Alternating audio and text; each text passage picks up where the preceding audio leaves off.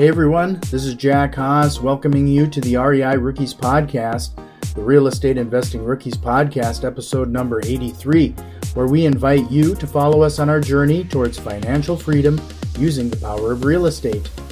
Here at REI Rookies, we believe in a couple key principles.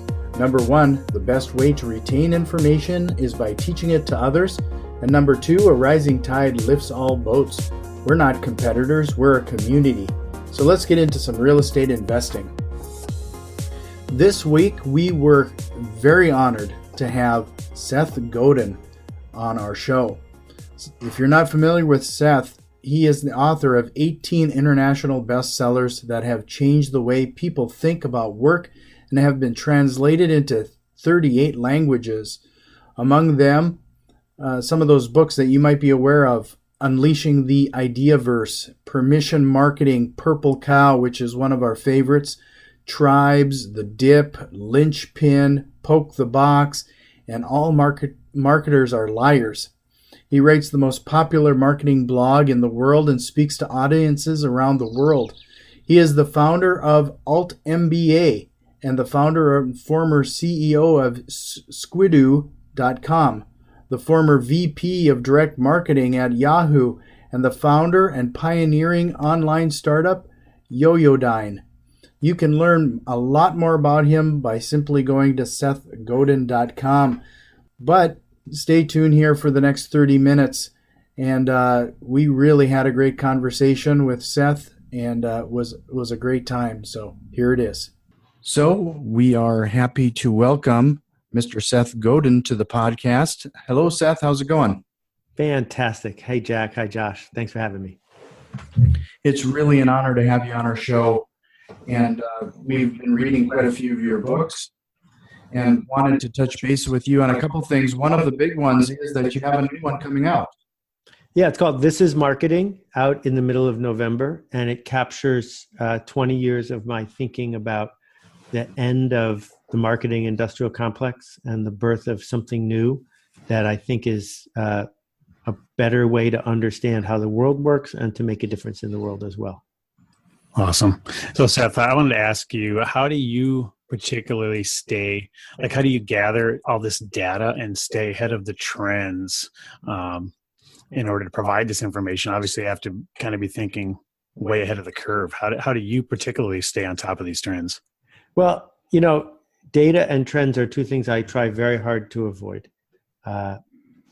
Data is one thing. Information is something else. Information is what happens when you apply assertions to data and it seems to line up. So I am working all the time to make assertions, trying to understand, how did that thing become popular? How did that thing fail? Why did that get elected? Why did that get embraced? And if you can make assertions on a regular basis, and I think having a daily blog helps with this, and they start to line up, then you found a key that can open that lock. And in terms of trends tend to be things that are popular because someone profits in the short run from popularizing them. Mm-hmm. And if you want to write about something that's going to last, you can't do that, because I can tell you what the trends were in 1996 when I started the idea of permission marketing. And I can tell you what the trends were when everyone jumped on the Twitter bandwagon, and on and on and on. The trend is fueled by the fact that the media has an easy story to write and that there's some sort of interaction that people will embrace in the short run. But that doesn't necessarily last. So you really have to step back, and you're looking at the big overarching picture of, the whole wave of the market, just, the monolithic market. And that's really, you have to think past that. I mean, I guess that's where your wisdom and vision comes in. Yeah. And it's not that hard. It's just a choice, right? Mm-hmm. So I choose, people were totally in my face about the fact that I wasn't on Twitter or using Facebook actively. They were angry that I didn't have comments on my blog. They were, it cost me $1 billion because I didn't understand the World Wide Web in 1994 when it showed up. You're wrong. And every once in a while, that persistence in being wrong pays off because there's a longer, more human element that matters. And I think that, given the field you guys are in, you see that every single day. Yeah, I was going to ask if you have any advice, because we struggle constantly with not wanting to reinvent the wheel and just emulating what we see other successful real estate investors doing versus how do you differentiate yourself? Yeah, so in most professions, and I'm not a real estate investor, but in most professions, what we see are two ways to be in that profession. One way is to be a working person who is a cog in the system. So for example, if you need a valve replaced in your heart, there's probably 800 people in the United States who can do that operation for you exactly the same as each other. That we need people to do that operation, and they can do one.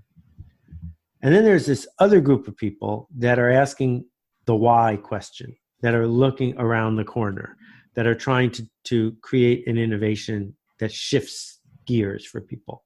And there aren't very many people doing that in any given space, right? So when I went to college in Boston in the late 70s and early 80s, the thing that was a sensation was Faneuil Hall, and this idea that in the downtown area, there could be this unique shopping, dining experience. And there was no day-to-day real estate investor who thought that was a good idea.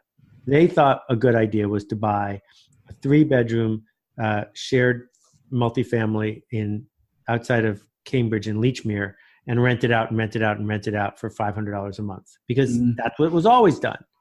And yeah, that works. And you can make it as a real estate investor doing that. And if that's what you're going to do, you probably don't need to listen to a podcast. You probably just need to find a 30-year-old book about how to do it and just be patient and follow the instructions. I don't have the patience for that. And I think that we can create a different way of being in the world by doing something that most people think is crazy. But because we're seeing a different arc to how things are unfolding, you're going to hit triples and home runs that way. And the mistake is when you think you're doing one and you're actually doing the other. That's where the tension kicks in. But whether it's marketing or real estate investing or politics, those are the two paths. And either path is fine, but you got to pick. How important is the awareness, of which path you're on? Do you think that's crucial, or can you kind of stumble along? Oh, no, I think it's crucial. Okay. I knew a guy who bought self-storage units. And if you reliably and patiently amassed self-storage units with positive cash flow, you'd be fine. You'd be a multimillionaire, not in no time, but in years of time. Because you don't need to be a rocket scientist to correctly execute on the self-storage unit strategy. Right. But you do that for a few years and you start to think that not only are you rich, but you're smart. So now you start doing things that are outside that lane, and you start trying to invest in web technologies. And all of a sudden it doesn't work. Well, the reason it doesn't work is you switch to the other game, the game of innovation, not the game of execution. And so again, I'm not denigrating either one. It's just when you get confused, that's when you're going to get stressed out and lose some money. Interesting. So I need to bring up one of your books that it's probably the most recommended book I've ever read, and I've handed it out to people, and I found myself taking pictures of quotes and highlighting and earmarking as Purple Cow. And I just love that book. I had a photography studio, and I use that to religiously try to market myself differently. And that was very eye-opening. I was going to ask, what book do people bring up the most when they meet you? Lately, it's been The Dip. And maybe that has to do with the world we live in right now. And The Dip is about quitting, and why quitting isn't necessarily a bad thing, and understanding the benefit to allocating your resources to getting through the dip, because on the other side is where the really good stuff is. And so again, if I'll bring it back to what you guys do, it's tempting if you've got a couple properties to quickly try to scale up and go over there and then get a laundromat and do this and to be picking the low hanging fruit. The problem is you're always beginning, and at the beginning is when the amateurs get hammered. That you're going to come out way better off if you own 18 laundromats and just laundromats. Because when you get to the other side of that dip, it's clear sailing, because now you have enough deal flow to hire somebody whose only job is to maintain washing machines, and. So The Dip is a very simple book. It's only 90 pages long, but it argues that starting is overrated in some ways, and that quitting is underrated, and that if we just got really clear about what we start and what we finish, we could make a bigger impact. What sparked writing that book? Was it seeing people just start a ton of ideas and kind of run willy-nilly in all directions and not without clarity and not finishing things? Is that kind of what sparked that? I grew up in Buffalo, and my dad had a friend, and he probably started 50 projects in my recollection. He had a route delivering seltzer, and he had a cigar store, and he, because that was his thrill. And he was always, it was the equivalent of buying lottery tickets. And the thing about lottery tickets is they don't reward persistence. So you shouldn't buy lottery tickets. You should do something where your hard work will get you through the curve to the other side. Right. So I hear about that one. And then, in the last 6 months, because I've been teaching the ideas in the new book, This is Marketing, I've been teaching them in this seminar run called the Marketing Seminar. I've watched 6,000 people use those ideas and interact with each other around those ideas. That's why I needed to make a book, because I could see, like, you're sitting there in this discussion board we run, and I'm spying on people having their interactions around it. And some were in real estate, and some were teachers, and some were freelancers, and some worked for big companies, but they kept bumping into these ideas of status roles and affiliation, and the ideas of creating tension to cause forward motion to happen. So we got to get out of this commodity mindset. And, again, the challenge with people who touch real estate, the easiest thing to do is buy and sell a commodity, because commodities are always for sale at the price, and they can always be sold at the price. But if that's all the value you're adding, then basically you're hoping you're going to get lucky by buying low and selling high. But for every person who buys low and sells high, sooner or later there's someone who buys high and sells low. And you are much better off if you can figure out how to actually add value through the work you do, not simply hope you're in the right place at the right time. You brought up a couple times here now the concept of tension, and whether you're in releasing the tension. Is that one of the main concepts, especially regarding marketing? You have to create that tension in order to make that progress forward? Okay, so my definition of marketing is making change happen.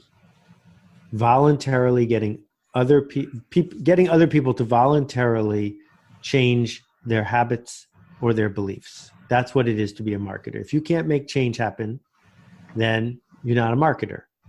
So if someone was already determined to buy a bag of potato chips, and you have a stand at the side of the road that sells potato chips, and they buy them from you, you didn't do marketing, you did logistics. But marketing is, I didn't know I wanted potato chips, but now I really want potato chips. That's marketing. Well, every time we are about to change, tension goes with it. The tension of maybe those chips aren't as good as I thought. The tension of, I'm going to have a stomach ache if I eat those chips. The tension of, if I pay $2 for these chips, I won't have $2 to buy the magic beans my mom sent me. There's all this tension about change. So what we can do as marketers is either deny it and pretend there's no tension, or embrace it and say, yeah, that's what I do for a living. What I do for a living is I create tension that is relieved by the forward motion of people taking action. Right? So if I'm going to market this book, well, part of the tension is I'm telling you that inside the book is something you don't know, but once you know it, you'll be glad you knew it. The only way to relieve that tension, if you believe me, if you trust me, is to buy the book. That's what marketers do. We create tension and then we relieve it with forward action. I was going to ask you too, how much, it's funny because you're teaching exactly what you need in order to sell your products. How much of your own principles do you find yourself consciously applying while you're marketing yourself and your own products? Yeah, well, so I decided, we're all hypocrites. I'm definitely a hypocrite, but I decided with permission marketing to always take my own advice. So permission marketing, my first bestseller, you could get a quarter of the book for free if you sent me an email. Well, I got your permission, and then I used that, right? Purple Cow, I don't know if you can see it behind me. Hold on. The first edition of Purple Cow came in a milk carton. Nice. And the idea was, I'm taking my own advice, right? And so with each project I do, I say, well, if I was going to give myself advice about how to use this, how would I follow that advice? And so, yeah, that's the idea behind This Is Marketing, is to, the two subtitles that aren't on the book are People Like Us Do Things Like This. And the other one is Work That Matters for People Who Care. So the idea of the book is almost no one cares about what I'm doing, and almost no one is enough people. So instead of trying to make the book for everyone, I'm making the book for a few people, and that's plenty. If I took somebody else's advice to make average stuff for average people, to dumb it down and spread it out, I would have written a totally different book, and I'd be talking about it to different people. Another theme I hear a lot in your wisdom and teachings is the power of focus. Even just in this short conversation we've had today, you're saying, buy 18 laundromats rather than spread out into different asset classes. And you're saying, I'd rather write to a niche group of people who really, really want it. How important is that power of focus when you're writing or whatever product you're producing? Let's talk about why people don't want to focus. They don't want to focus because they're hiding. They're hiding. They say it's an asset allocation diversification strategy, but basically we're hiding because we're not all in. We're not responsible. We're here. Whatever happens, you know what? I'm diversified, which is great. You should do that with your personal finances. Mm-hmm. But professionals don't diversify. Surgeons don't do plumbing in their spare time. She shows up and she does surgery. And in fact, if you hurt your knee, you don't want to go to a surgeon that does all kinds of surgery. You want to go to a surgeon that just does the left knee. Mm-hmm. Because why wouldn't you, right? Well, the same thing is true if we believe that expertise, knowledge, and reputation can contribute to your success as a real estate investor. Where do you get the most expertise, knowledge, and reputation? By focusing, right? And so, yeah, I'm in favor of diversification, but only as a Black-Scholes option pricing model strategy, not as a marketing strategy. Awesome. One thing I want to ask you about too, and I don't know how I just stumbled upon this in the last couple of weeks, but it was really an eye-opener too, was your speech on the Icarus deception. I found a little 5-minute video, and then we use that at a real estate meetup as an educational piece.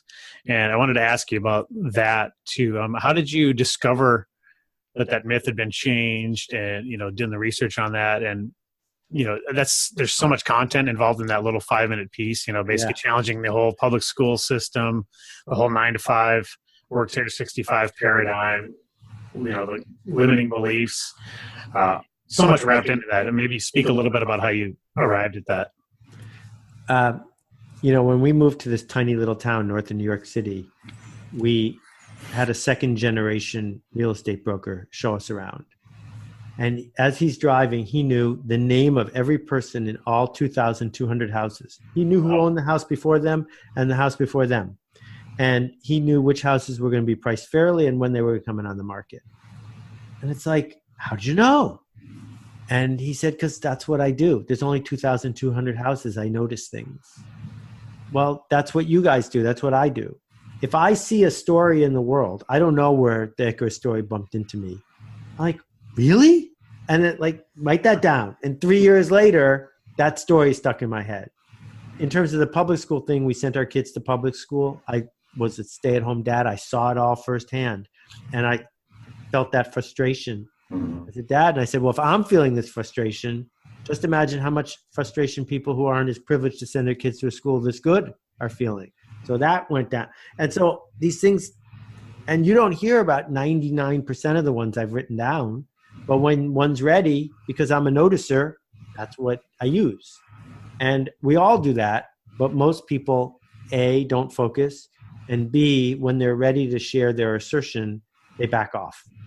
And I think what it means to be a teacher is you don't back off. You say, I noticed this. What do you think? Here, I made this. Awesome. Yeah, I just love that. I mean, I was a jaw drop, eye popping during that. Just there's so much revelations and so many revelations in that one particular 5 minutes. I just love that, and that's why I've been sharing that like crazy as well. Have you found that you've benefited from being remarkable, like you say in Purple Cow, like people just wanting to share your content as a strategy itself? Is that? Well, I think that's pretty much the only strategy. I mean, when I started Yoyodyne, which was one of the very first internet companies, we were competing against companies that had raised $80 million, and we had raised $4 million. And I just couldn't compete the way they were going to compete.